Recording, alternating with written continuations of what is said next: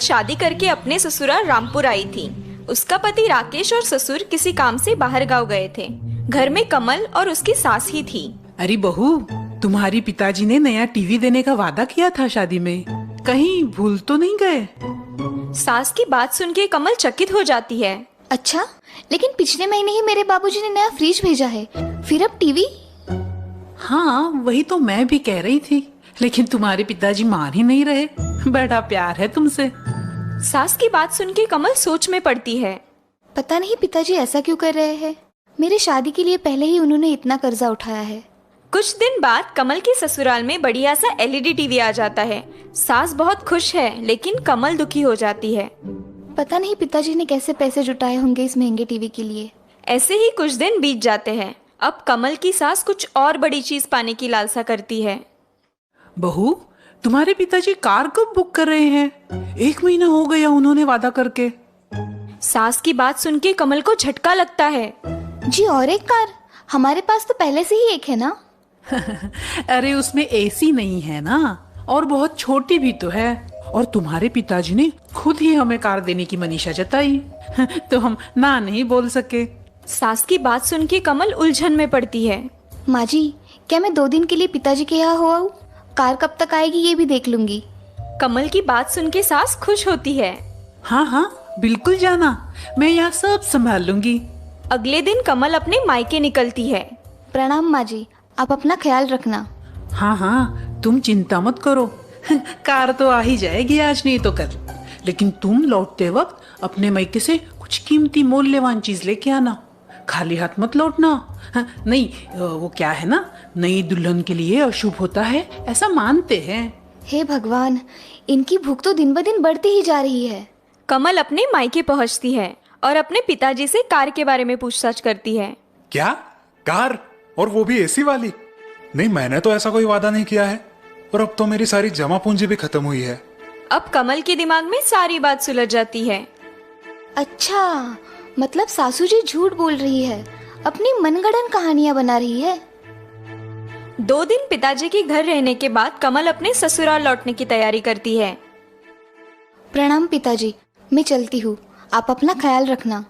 बेटा, वो कार का क्या करे? तुम्हारी सास नाराज हो जाएगी तुमसे।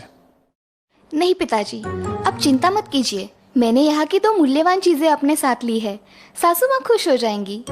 कमल की बात सुन के गोपीनाथ उलझन में पड़ता है, लेकिन पिताजी को दिलासा देके कमल अपने ससुराल के लिए निकलती है। जब कमल अपने ससुराल आती है, सास बड़ी खुशी से उसका स्वागत करती है। आओ आओ बहू रानी, पिताजी कैसे हैं तुम्हारे? जी बढ़िया है। पिताजी ने कार के बारे में कुछ कहा तुमसे? कब भेज रहे हैं? जी जल्द ही आ जाएगी कार। कमल की बात सुन के सास फूले नहीं समाती।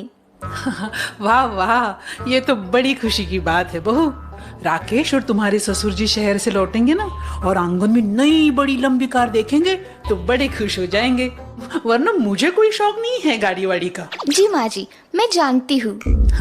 अच्छा अच्छा, वो सब ठीक है, लेकिन अब तुम खाली हाथ आई हो क्या? नहीं माँ जी, पिताजी ने 2 बड़ी मूल्यवान चीजें भेजी है आपके लिए। कमल की बात सुन के सास की आंखें चमक जाती है। ओह, बड़े समझदार है हमारे समधी जी। दिखाओ तो, क्या मूल्यवान उपहार भेजा है उन्होंने हमारे लिए। कमल अपने बैग से 2 छोटी पोतलियां निकाल के उन्हें दिखाती है। वो देख के सास की आंखें फूल जाती है। माँ जी, क्या मैं आपको ये उपहार रात के भोजन के बाद दिखा सकती हूँ? लेकिन क्यों बहू? जी, दरअसल उन्हें पोतली में से निकालने का मुहूर्त पंडित जी ने दिया है, और वो रात में है, इसीलिए। कमल की बात सुन के सास मन ही मन खुश होती है।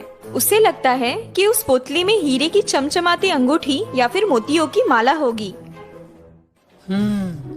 लगता है समधी जी ने बहुत ही मूल्यवान उपहार भेजा है मेरे लिए।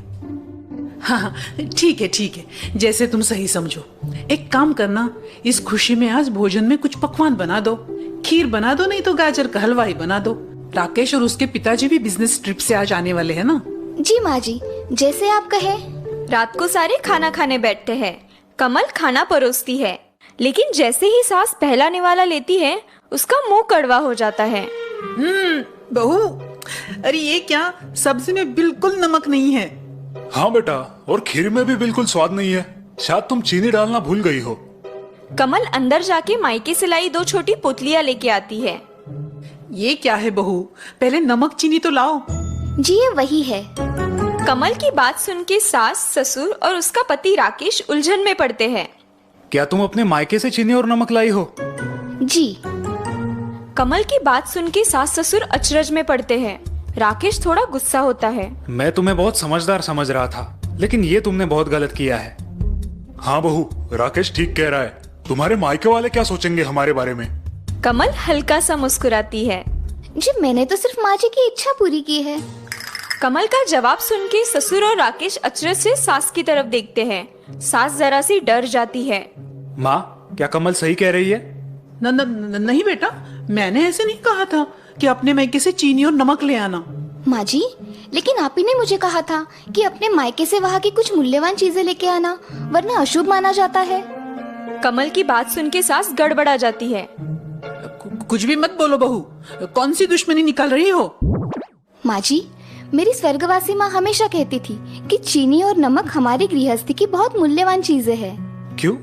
ऐसा क्यों कहती थी वो? क्योंकि अगर ये दोनों नहीं रहेंगे तो हमारा भोजन फीका हो जाएगा और उस कारण हम भोजन का पूरी तरह से आस्वाद नहीं ले पाएंगे और बिना रुचि के हमारा जीवन भी नीरस हो जाएगा। हाँ, ये तो लाख पते की बात की है तुम्हारी माँ जी ने। बिना स्वाद जिंदगी मतलब बिना सुगंध के फूल, बिना पानी की नदी और बिना सुर के कोयल। जी पिताजी, बिल्कुल यही कहना था मेरी माँ का भी।